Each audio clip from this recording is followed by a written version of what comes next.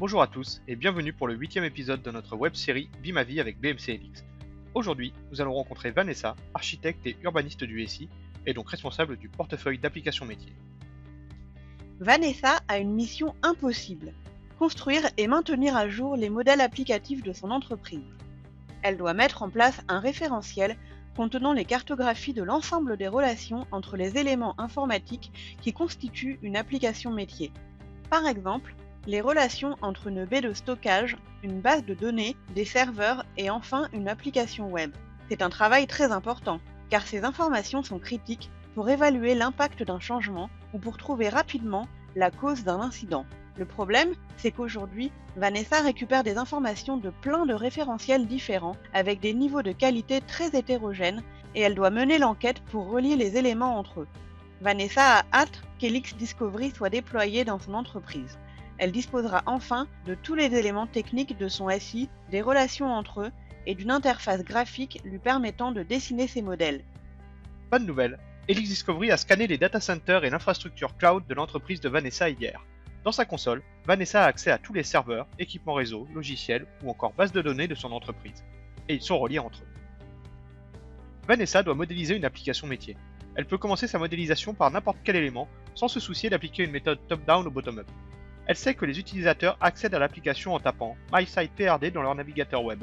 Elle va donc rechercher cette chaîne de caractères dans Helix Discovery. Elle obtient en résultat les load balancers qui pointent vers cette URL. Elle les affiche sur un graphique où elle va voir toutes les relations.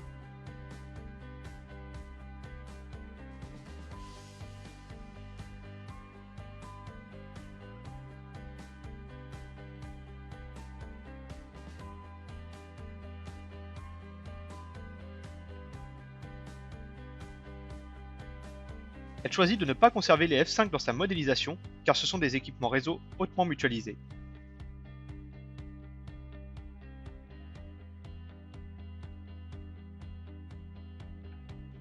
Elle peut à présent créer son modèle d'application métier.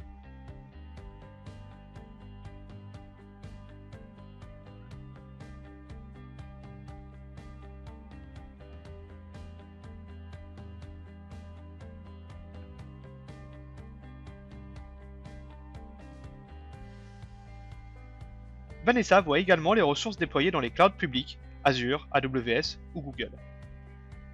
Elle peut afficher un WordPress déployé dans AWS et voir ses relations avec d'autres composants.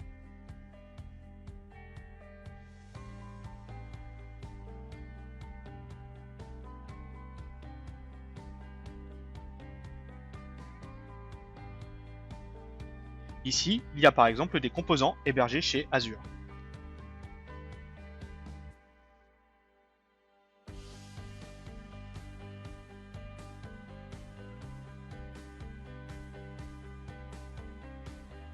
Helix Discovery va permettre à Vanessa de remplir sa mission, disposer d'un référentiel sûr et toujours à jour des assets de son entreprise avec les relations entre eux. Cela va lui permettre de créer à la souris ces cartographies applicatives qui seront ensuite mises à jour automatiquement quand l'infrastructure évolue.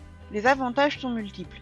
Dans le cadre de la transition vers le cloud de son entreprise, elle pourra facilement définir la stratégie de migration et limiter l'indisponibilité des services. Ces cartographies vont également aider le support applicatif à résoudre plus rapidement les incidents et les gestionnaires de changement à effectuer des analyses d'impact exhaustives.